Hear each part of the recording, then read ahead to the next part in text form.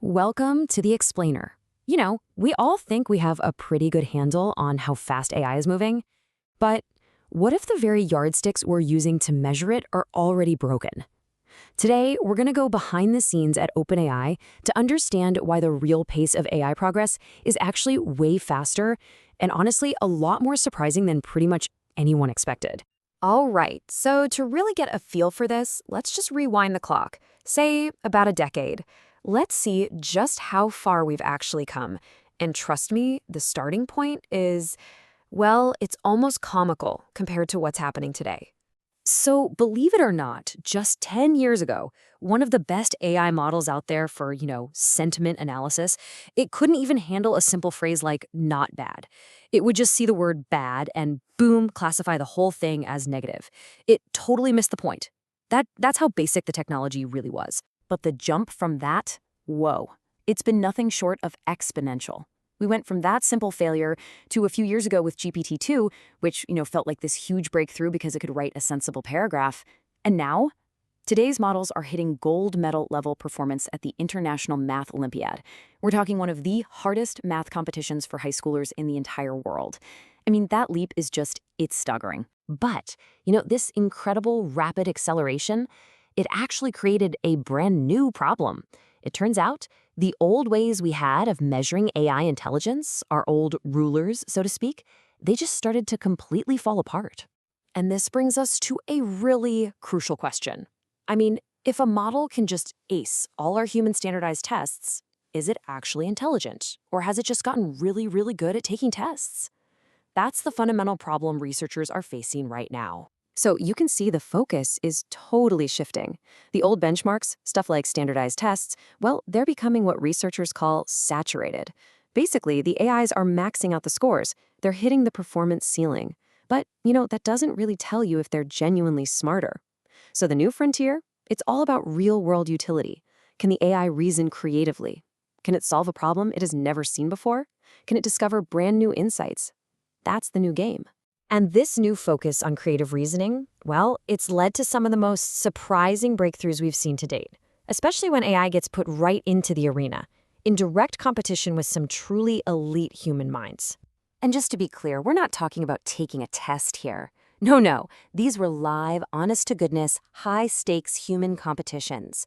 They demand hours of super-focused, creative problem-solving against the absolute best contenders from around the globe. Okay, check this out. In Japan, they held this grueling 10-hour programming contest called the @Coder World Finals. The AI model was right there in the mix, racing against top human competitors for hours and hours, and it ended up snagging second place. Just wow. And then there was the big one, the International Math Olympiad. The problems here, they require some really profound mathematical reasoning. It's not just about applying formulas. And get this, the model demonstrated performance at a gold medal level. This is a milestone that, for a long, long time, has been seen as a major signpost on the path to AGI. Now, what's really fascinating here, and maybe even more impressive, is not just what the model solved, but what it didn't. For this one notoriously difficult problem, problem 6, the model was actually able to recognize that it wasn't making any progress. It knew it was stuck.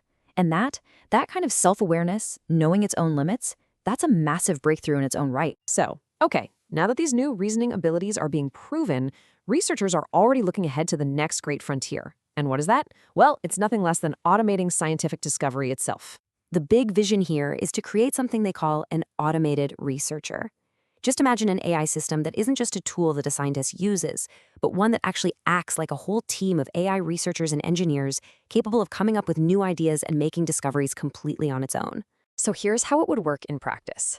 The AI would basically manage the entire scientific process. First, it could come up with a brand new hypothesis. Then, it could design a complex experiment to test it. After that, it would analyze all the data and finally generate new insights. We're talking about something that could radically accelerate the pace of progress itself. So, okay, as AI develops these unbelievably powerful new abilities, it raises a really critical question. A question for all of us, really, but maybe especially for the next generation. And when you ask the top researchers at OpenAI what advice they'd give to a high school student right now, Their answer is surprisingly direct and maybe not exactly what you'd expect to hear. You heard that right. You should absolutely learn to code. So even as AI gets better and better at writing code itself, their core advice is to learn to code. But here's the twist. It's not about competing with a machine. It's about developing a certain way of thinking. Because learning to code, it builds what they call a structured intellect. That's the ability to take a massive, complex problem and just systematically break it down into smaller, manageable, solvable parts. And that way of thinking, whether you become an engineer or you're just prompting an AI, that skill is going to be more valuable than ever. It gives you a real, fundamental understanding of how these systems actually tick. I mean, the pace of this progress is just undeniable. We've gone from models that couldn't understand simple sentences to the brink of automated scientific discovery, all in the span of a single decade. Which leaves us with a final, pretty thought-provoking question for the future. If you had an automated researcher, what's the very first problem you would ask it to solve?